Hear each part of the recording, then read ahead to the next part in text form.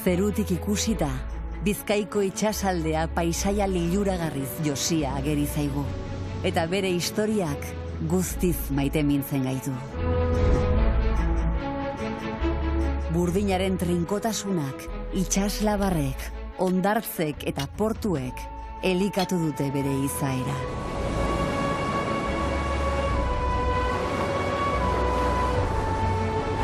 Arrantzale lurralde honetan itsasoak agintzen du beti. Batzuetan galerna ikaragarriekin bizitzak lapurtzen ditu, eta beste batzuetan paradisuak eskaintzen dizkigu. Hemen bizirik dira uleinu boteretsuen arrastoak, bizirik haien botere borrokak.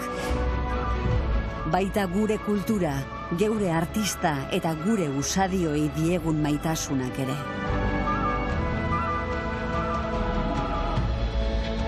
Hau ez da bidaia soil bat. Begirada bat da, zerutik herri baten sustraietara.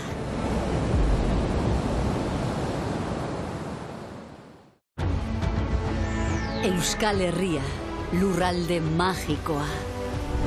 Itsaslabar eta kostaldeko leku ederrenetatik hasita, barnealdeko aran sakonenetaraino, lur honek antzinako herri bat babesten du. Gurea. Milaka urte dituen hizkuntza bat oinarri duen herria. Nortasun propioa duena.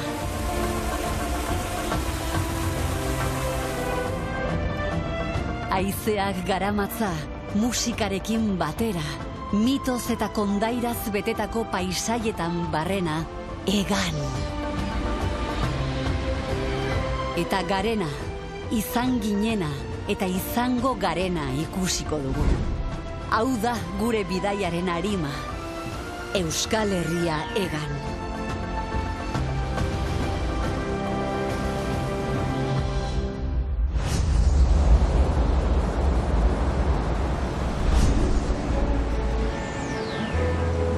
Arena hondartzan hasiko dugu bidaia. Hemen, Euskal Kostaldeko duna azalera handiena bustitzen dute olatuek. Ondoan, Pobeinako ezegunea dago. Antzina, padura oparoa zena. Atzean, Grumeran mendiak irmo ageri dira. Eta haien oinetan, euriak aire zabaleko meategi zaharretan eratutako urmaelak.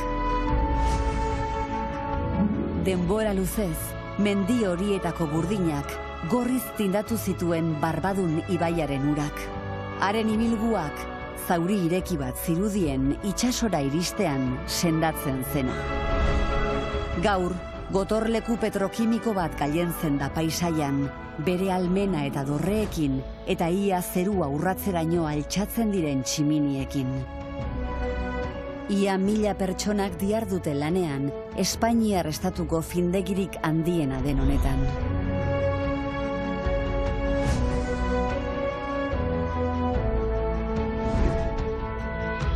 Instalazio zar horren erdian, bada beste gotorleku bat, Muñatoizko gaztelua.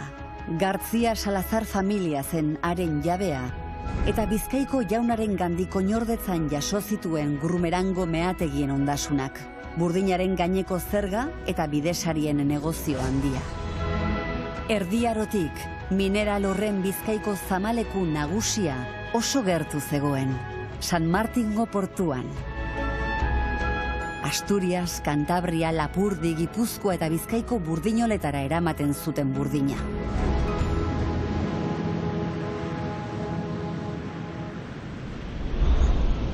Baina ikus dezagun zer gertatu zitzaion, dorrearen jaun da jabe zenari. Lope Gartzia Salazar, historialari handi eta bandokidea, Bizkaian jaio zen, 1389an. Batzuetan diru goseak eta ambizioak infernu bilakatzen dute leinu boteretsuenen etxea.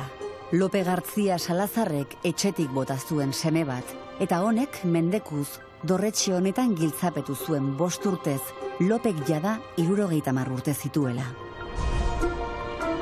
Preso zegoela, Lope jaunak Bizkaiko bandoen arteko gerren kronika bat idatzi zuen. Bierandanzas e fortunas izenekoa. Literatur lan hori historiara pasatzen. Nolabait esan da, maltzurkeriak artea sortu zuen.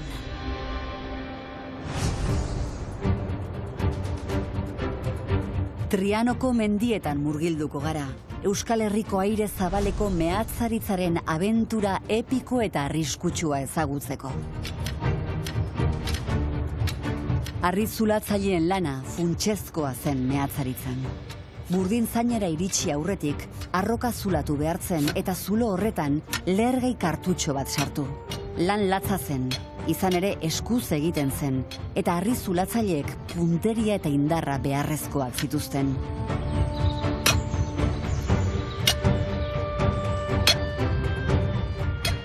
Horra Kontxa bigarrena meategia, Bodo Baile ere deitua. Bere garaian, Europako aire zabaleko ustiategirik handiena izan zen. 150 metroko sakonera du, eta hondoa itsas mailaren azpitik 37 metrora dago. Gaur egun, armailak ikusten ditugun toki honetan, lehen, Gallarta herria zegoen. Baina bertako bizilagunak indarrez atera zituzten burdin zainak ustiatu ahal izateko.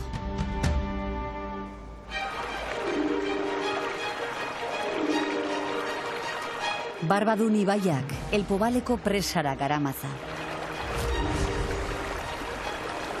Mendeetan bere uraren indarra erabili izan da burdinolako mailuari eragiteko. Bertan, burdin minerala metal bihurtzen zen era guztietako erremintak egiteko. Salazar leinuak meategia ustiatu eta minerala esportatzeaz gain bere kontrolpean zuen burdinola hau ere. 1504 urtean inauguratu zuten, eta ospatzeko jaunak Zekor errea jatera gonbidatu zituen senide guztiak. Arrozen bere jostailu berriaz, hots burdinolako mailu hidraulikoaz, eta haren indarra erakutsi nahi izan zien. Eta erakutsi zien, kolpe bakar batez txikitu zezakeela, lepo bat. Zorionez, gero erreko zuten Zekorraren lepoa zen.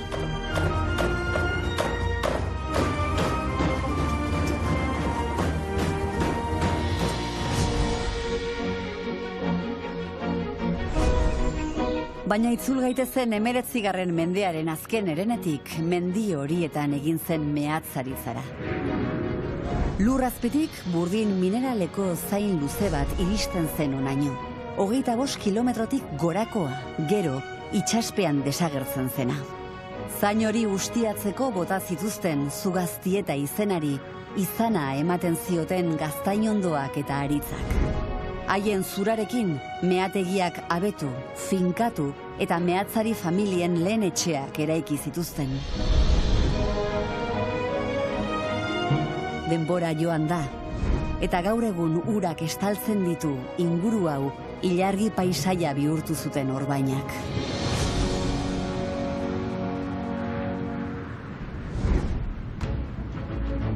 Zugaztietak babarrun zaporetsu usaina du. Sakramentu guztiak dituzten horiena. Mehatzariek eta harrizulatzaileek amen batean irensten zituzten indar berritzeko. Hemen, hain maitekiro kozinatzen dituzte ze fama hartu dute. Larreinetako funikularra hartu eta Zugaztietako babarrunak jatera etortzea plan bikaina bihurtu da.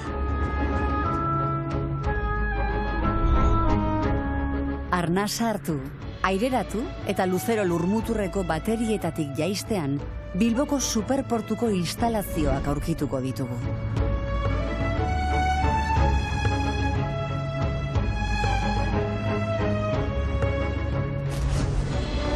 Hamazazpi kilometrotik gora hartzen duten kaietan, mundu osoko milaka zamaontzi porturatzen dira urtero. Superportua Bilbo handiaren eragile ekonomikoetako bada. Eta mugitzen dituen salgaitonak eta fakturazioa handitzen ari dira urtez urte.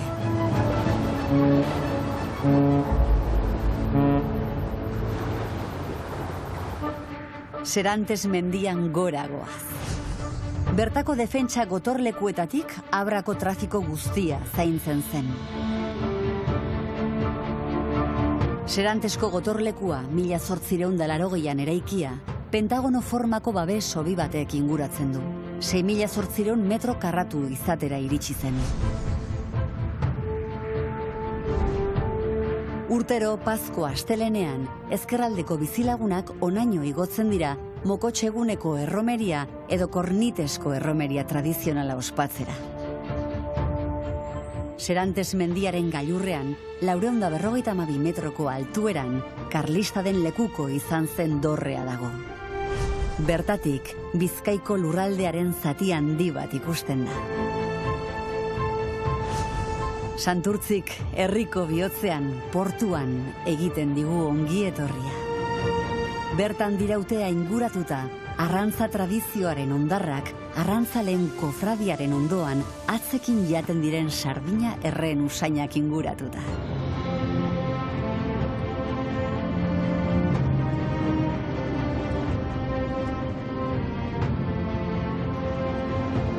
Hemen, urbera partekatzen dute ontziolek, eta oraindik ere arrantzara doazen itsasontzi apurrek, leku hau arrantza ontziz beteta ezagutu zutenen pozerako.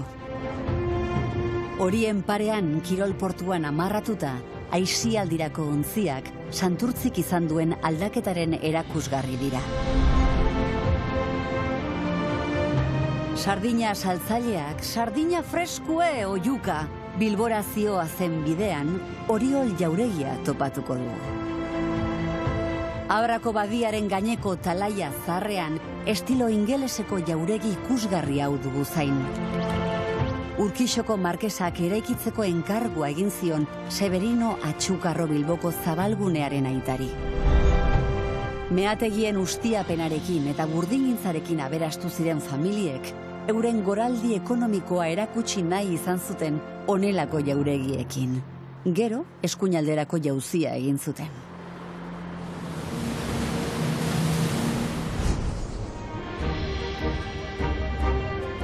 Bizkaia zubiak, itsasadarraren bi ertzak lotzen ditu 1883tik. Munduko lehen zubi garraiatzaile metalikoa, gizabiaren ondare izendatu zuten. Honegatik, gure harrotasunak zubiaren laudorreak bezain beste egiten du gora. 51 metro luze, hain zuzen. Zubiaren diseinuak oso ondo funtzionatu zuen. Atera kontuak, munduko 20 hiritan erreplika egin zuten.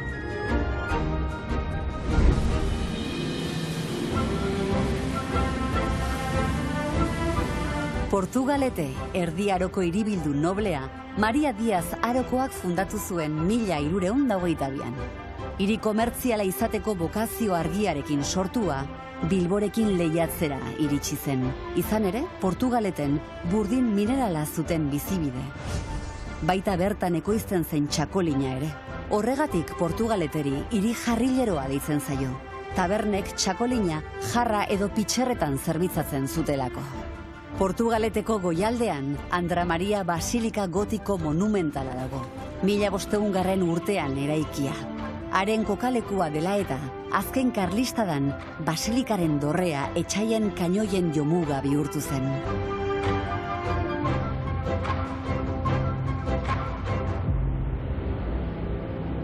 Handik oso hurbil, Salazar dorrea aurkituko dugu.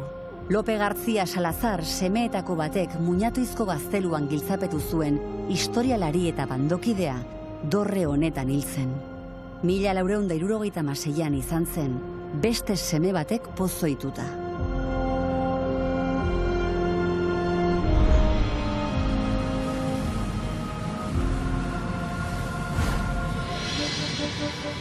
Bilbo handiaren garapen ekonomikorako ezinbestekoa zen itsasadarreko urak bideratzea. Ondoak dragatzea, kaiak eta olatu hormak eraikitzea, zeregin titaniko hori Ebaristo Txurrukari esleitu zitzaion.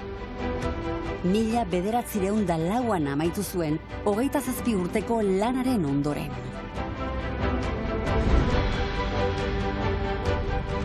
Areetako gune privilegiatuak, iraganean dunek eta padurek eraturiko basa areatzari zor dio izena.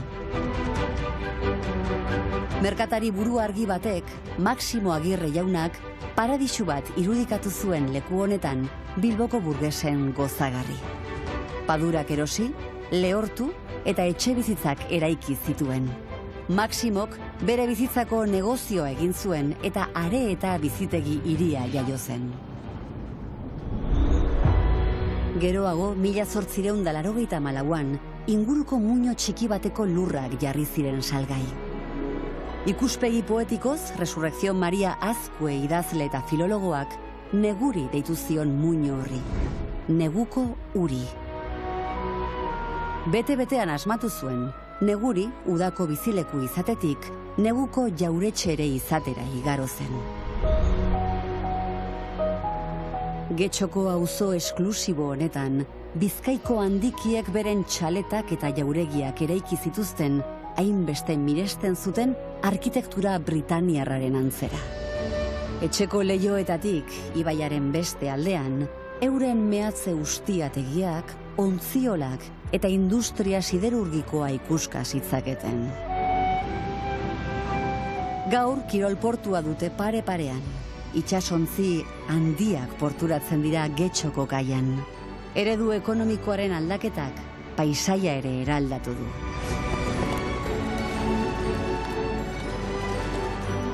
Neguriko muinoan gailentzen dira Begoñako lurmuturreko galeria bikainak. Gaur egun, uzikeriaren tristura darien arren, Ricardo Bastida arkitekto handiak 1921 amaitu zituenean, euskal arkitekturaren erreferente izan ziren. Harriluzeko kaiaren ostean ageri da Ereagako hondartza. Orain mundu guztiari irekita badago ere, lehen dirudunen aisialdi lekua zen. 19. mendearen amaieran La Perla bainuetxeaz gozatzera etortzen ziren. Gaur egun igeretxe hotela da.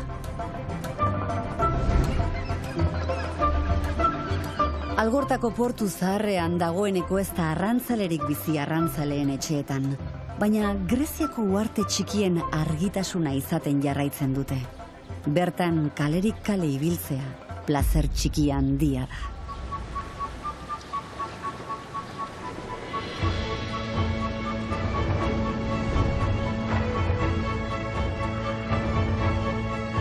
Galeako gotorlekua Abrako itsas defentsaren lehen lerroan dago. Frantsesek, ingelesek eta karlistek okupatu zuten. 18 kanoi zulo ere izan zituen. Baina ez zion eraso bakar bati ere aurre egin behar izan.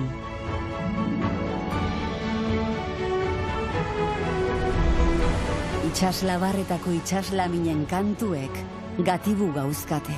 Ezin diogu iskin egin edertasun erakargarri horri. Tunelboka hondartzan, geruzek mende bateko antzinatasuna baino ez dute, eta hango materialak egiten ditu berezi. Ezkerraldeko siderurgia enpresa handiek, hamarkadaz hamarkada itsasora botatako galdaketa zepak eta adreilu erregogorren hondarrak. Itsas korronteek itsasertzaren kontra zanpatu dituzte eta pixkanaka armaila hauek sortu dira. Askorri edo gorrondatxe hondartza dugu zain, bere edertasun basatia eskainiz. Hondartza honetako geruzek nazioarteko aitortza jaso dute. Izan ere, geologiako urrezko hiltzea eman diote. Askorri, eozenoa aztertzeko planetako lekurik onena omen da. Belazze gozo batean datza sopelako bunkerra. Iraganeko ekaitzen oroigarri.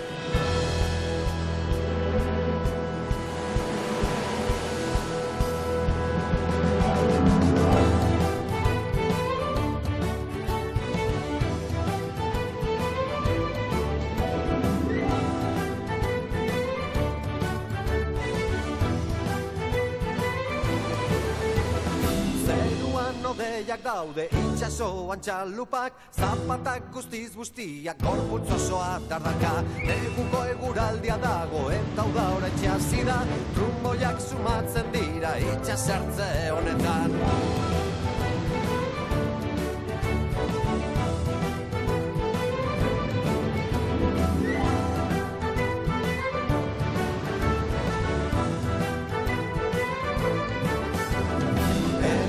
Ikusten zaitut etortzen zaren moduan, beldurra ematen didaz ikusten zaitudanean. Hemendik ikusten zaitut etortzen zaren moduan, beldurra ematen didaz ikusten zaitudanean.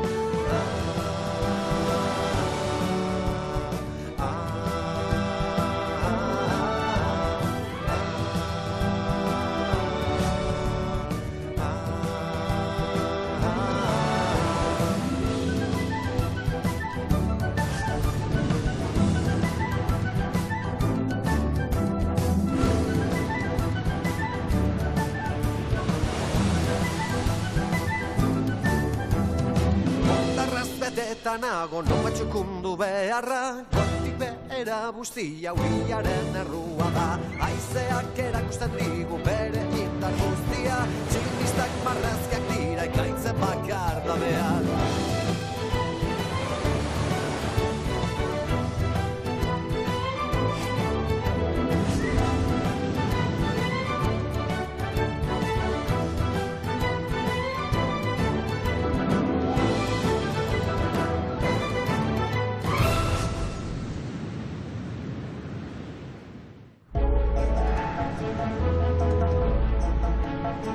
Ekaitzaren ondoren hegaldiari ekingo diogu berriro. Barinatxe hondartzako itsaslabarrek korronteak aprobetxatzera gonbidatzen gaituzte, kostaldean hegan egin dezagun itsasegaztiak bagina bezala. Sopela eta larrabasterra paradisu naturalaren sinonimo dira. Hondartza horietako uraren gardenak eta arearen finak kontrastea egiten dute inguruko labar handiekin. Olatuen kalitatea eta jarraitutasuna direla eta hondartza hauek erreferentzia bihurtu dira surflarientzat.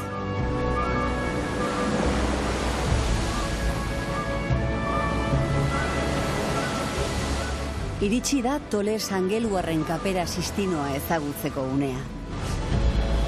Horrela deitzen diote geologoek barrikako flixari.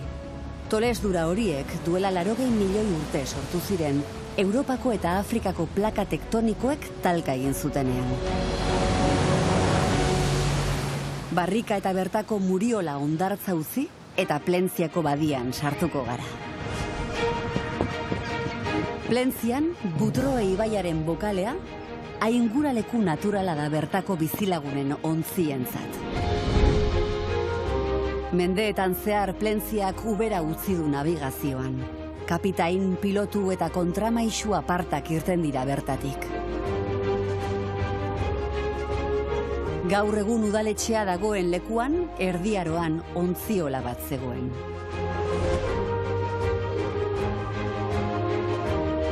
Andre Maria Eliza, Plentziako bokalea babesteko eta zelatatzeko leku gisa baliatzen zen, hiribilduaren defentsa bermatzeko.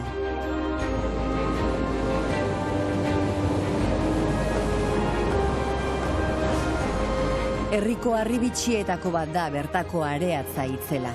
Plentziako itsas estazioak, hau da Euskal Herriko Unibertsitatearen ikerketa zentroak banatzen du Gorlizko hondartzatik.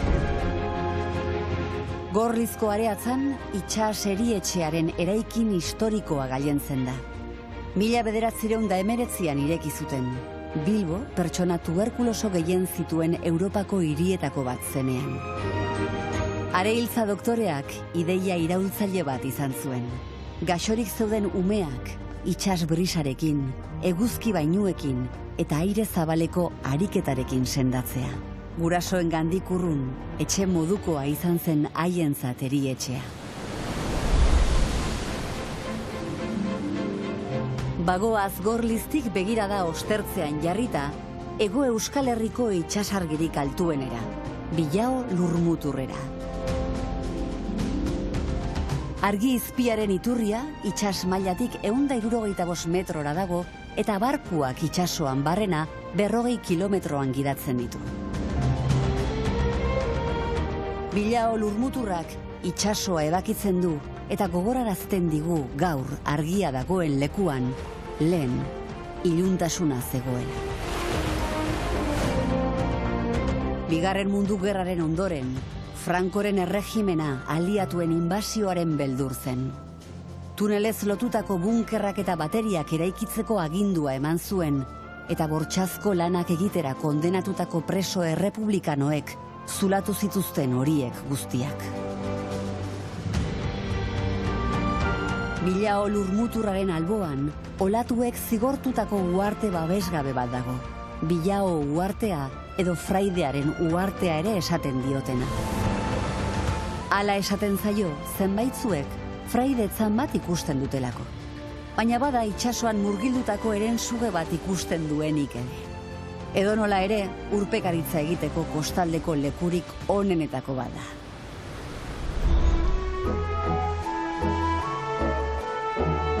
Kauko haitzak Armintzako senadi txikia babesten du. Erdiaroan plentziarrek itsas frutuekin zeukaten monopolioa onartzen ez zuten arrantzaleak bertan babesten ziren.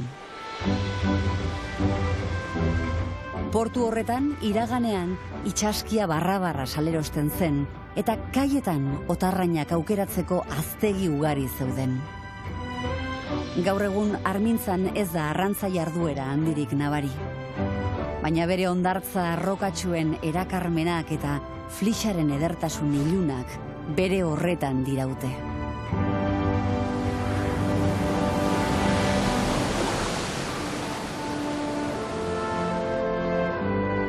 Armintzatik 4 kilometro eskasera, Barasorda senadian, Lemoizko zentral nuklearra dago.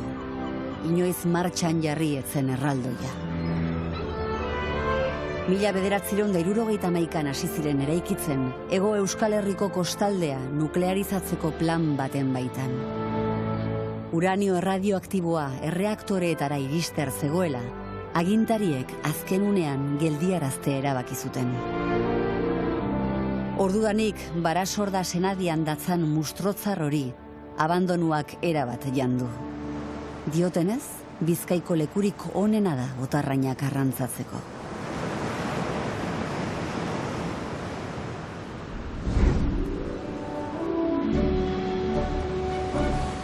Bakiok harro aldarrikatzen du Bizkaiko hondartzarik handiena duela.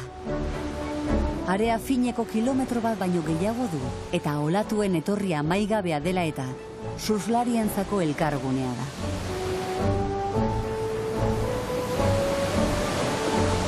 Baina Bakiok badu goitizena ere.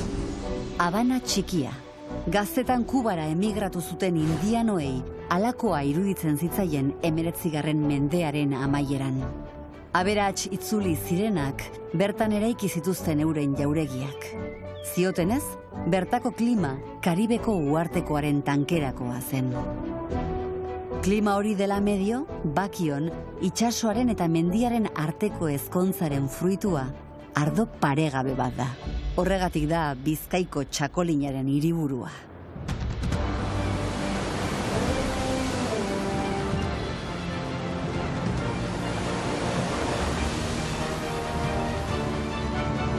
Gure hurrengo geralekua toki magiko bat da, Gaztelugatxe. Formazio harritsu ikusgarri hau naturaren 7 mirarietako lehenengotzat jo izan dute. Urteroko usadioa da eskaileraren 251 mailak igo, kanpaia jo eta desio bat eskatzea. Iraganean haurdun geratu ezinean zebiltzan emakumeek egiten zuten hori. Halaber diotenez, kanpaiak bere kasa jotzen zuen norbait itotzen zenean.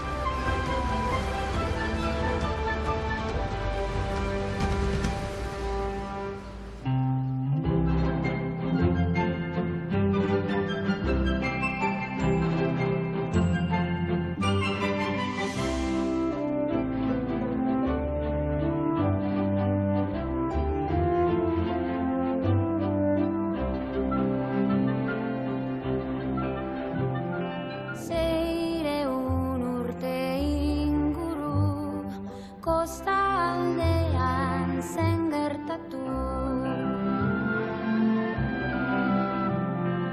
Itxas gizon zahar batek behintzat bala zidan kontatu. Enbat itzelak gaztelugatzen, untzi eder bat zuen ondatzen. Euskaldun ontzat barruan altxora hundiak eizek hartzen.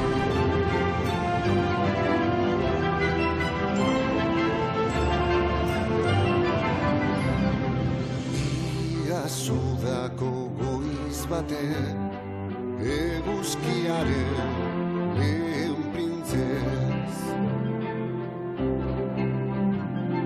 jo nuen itxaz barrena bihotza da gara eginez.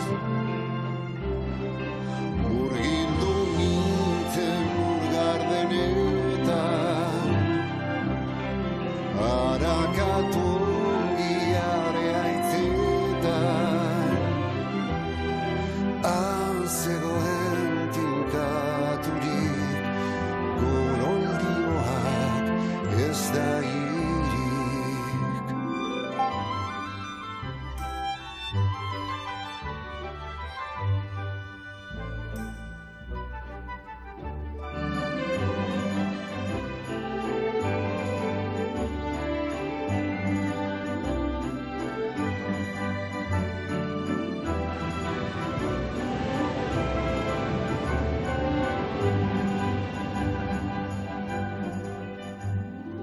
Indar guztioz bultzatzen, altzorputza zabaldu nuen. Atzera egin ninduen, uin handia altzatu zen. Inor zapaltzeko zapalduak ez izatekoa. Hau da gure hurbilua, altxor guztien iturria. Eta hola ez bazan, zarna zapela kalabazan. Ipuitzit barregabia, kontatu nizkizuen plaza.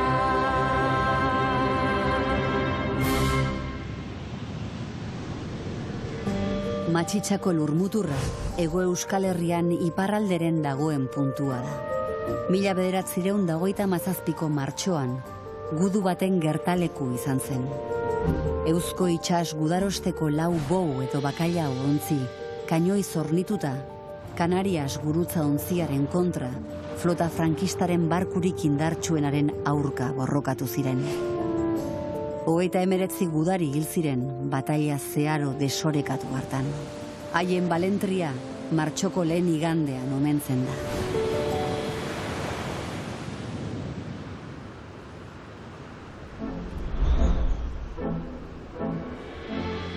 Bermeo, Bizkaiko buru, Jaurerriko hiri nagusia izan zen mende bat baino gehiagoz, 1600 arte.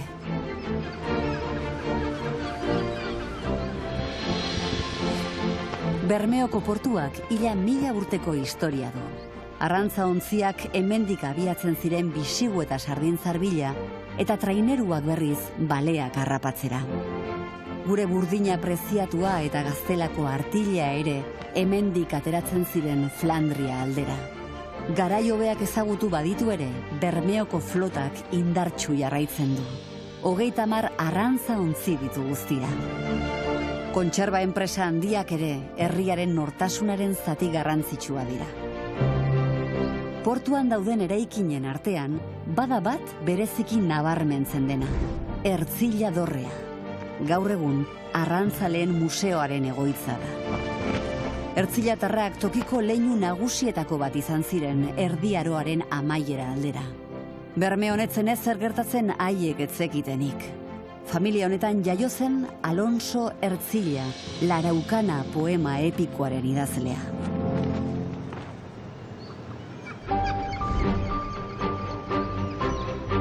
Itsasoa haserretzen denean, Bermeoko oroitzapenik goibelenak azaleratzen dira.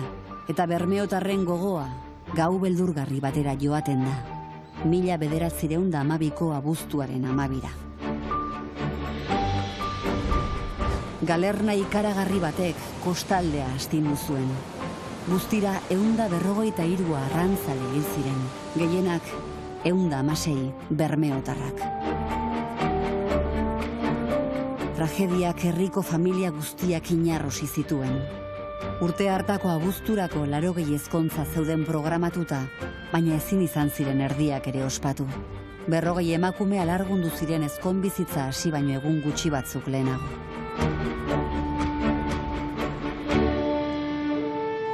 Bermeo parean, horra hor izaro. Frantziskotarren komentu bat sortu zen 15. mendean, baina gaur egun kondaira erromantiko bat bakarrik geratzen da. Diotene, monje gazte bat igerian joaten zen uhartetik Bermeora, maite zuen neska gazteak piztutako kriseiluari segika. Baina neskaren aitak horren berri izan zuen eta amodio kartxu eta klandestino hark zoritxarreko amaiera izan zuen. Aitak monjea erail eta marrazo batek jantzuelako kontua zabaldu zuen Bermeon. Mundaka paraje natural liluragarri batean dago. Kokapen ezin hobe hori dela eta mundu osoko bisitariak eta surflariak bertaratzen dira ezker olatu sonatuaren bila. Bere kategoriako onena omen da Europan. Odi formakoa da. Mundakako barran sortu eta Laidako hondartzan hiltzen da. 400 metroko luzera du eta 4 metroko altuera ere har dezake.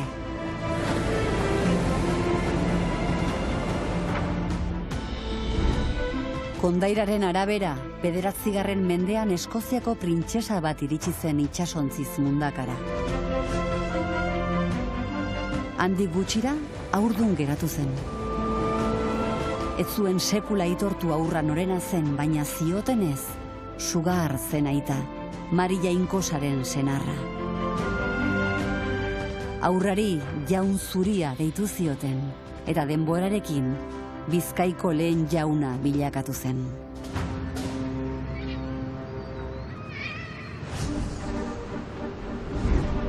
Mundakako itsasadarrak gure harribitxi nagusietako bati ateak irekitzen dizkio.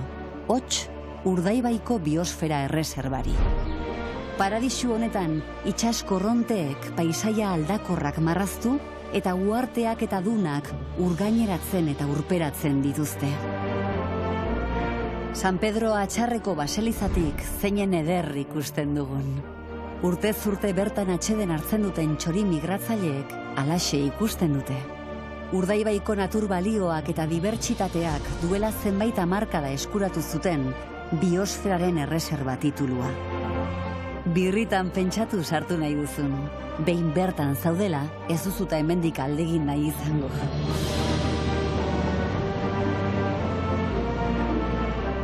Laga hondartzako ur gardenek area laztandu eta ogoino lurmutur harritsu erraldoia biltzen dute.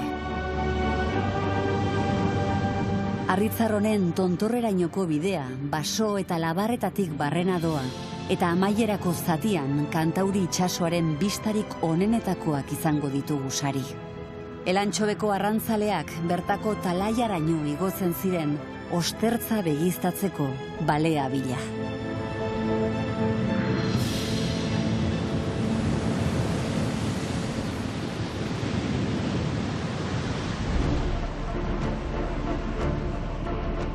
Ogoino haitzaren babespean, Elantxobe dugu zain. Orekarekin jolas egiten dakien herri vertikal bitxia. 16. mendetik aurrera, arrantzaleak herriaren goialdean bizi ziren, Elantxo deituriko auzunean. Malda handi horretan behera ere eraiki zituzten etxeak beko zatia bete arte. Elantxo B. Hortik datorkio izena. Etxe seki eta portu txikiaz gain, Elantxobek bereizgarri bitxi bat du. Autobusaren plataforma birakaria. Izan ere, lehen ez zegoen autobusek buelta emateko leku nahikorik.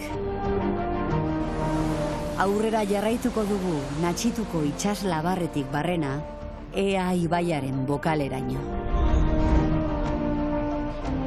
Ea, izenik laburrena duen Euskal Herriko udalerria, ibaiaren bi aldeetan luzatzen da, eta 4 zubi ditu ibai hori zeharkatzeko. Zubirik ezagunenari argazki gehienetan ageri denari, zubi erromatarra deitzen diote. Benetan hala ez bada ere, herritarrak harro sentiarazten dituen irudia da.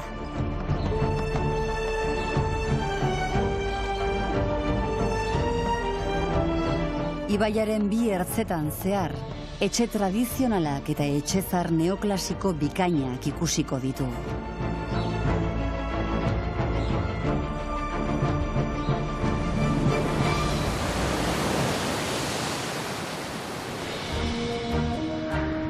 Lekeition Santa Catalina itsasargiak egiten digu ongi etorria. 1862tik ark gidatzen ditu itsasontziak Lehorrera iritsi arte. Itsasargiaren oinarri harritsuan dagoen kobazuloan sekulako aurkikuntza egin zuten. Balea hezurrekin egindako armak eta tresnak duela 20.000 urtekoak.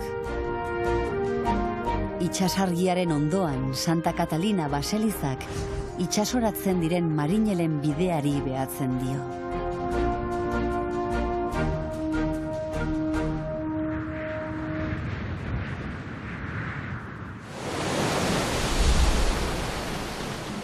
Lekeitiarren izaera berezi egiten dute, besteak beste, tradizioek.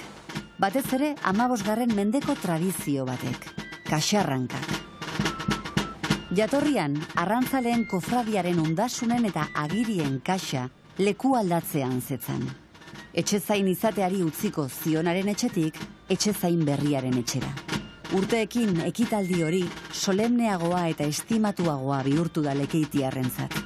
Hamarkada, kaxarrankari zintzo eutsi diote urtero San Pedro jaietan. Lekeitioko siluetan gailen ageri da Andra Mariaren basilika gotiko berantiarreko obra bikaina.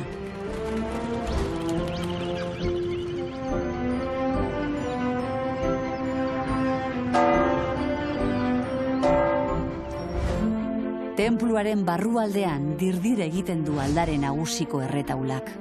Urreztatuta dago eta Bizkaian denik eta aberatsena da. Aberastasun artistiko hori guztia, balea arrantzaren etekinekin ordaindu zuten eta Inigo Artieta kapitainaren doaintzekin. Lehenik armadorea izan zen eta gero kortsarioa.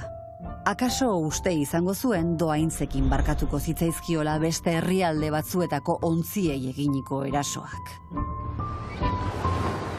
Duela mende bat, isuntzako hondartzan paseoan ibiltzen zen Zita Borboi Parmakoa, azken enperatriz Astro-Hungariarra. Sisi enperatrizaren ondorengoa Lekeition erbesteratu zen bere 7 seme alabekin eta oso ondo integratu ziren antza. Euskara ikasi eta hemen bizi izan ziren zenbait urtez. Lekeitiar petoak balira bezala. Lekeitiok badu beste gauza txundigarri bat. Magia bidez bezala, uharte batera iritsi daiteke oinez. San Nikolas edo Garraitz uhartea hondartzaraino lotzen duen harrizko murru batek ahalbidetzen du esperientzia zoragarria. Uharte honek makina bat funtzio bete izan ditu. Antzina epidemiatan gaixoak bakartzeko erabiltzen zen ospitale bat zegoen, baseliza bat, gero Frantziskotarren konbentu bat, baita gotorleku bat ere, Lekeitio, armada ingeles, napoleoniko eta karlistetatik defendatzeko.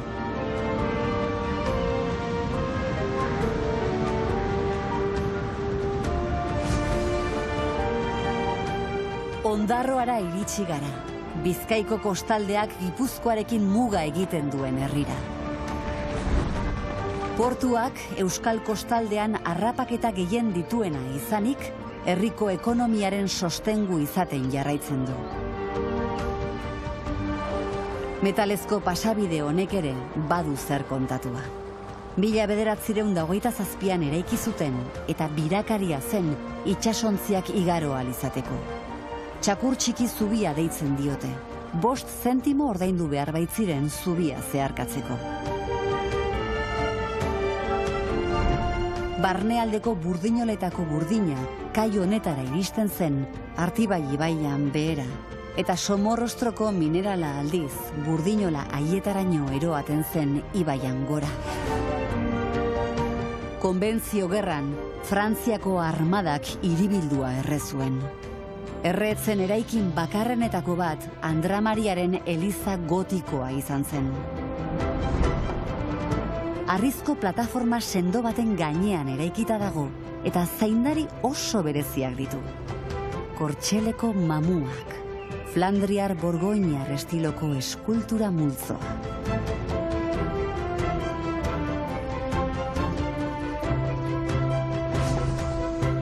Hormairudi bikaina hauen bidez, Ondarroak itsasoko emakumei eta gizonei merezi duten omenaldia egiten die. Hainbat herrialdetako artistek egin dituzte Kaminazpi auzoan eta munduko onenen artean hautatu dituzte eragin sozialarengatik.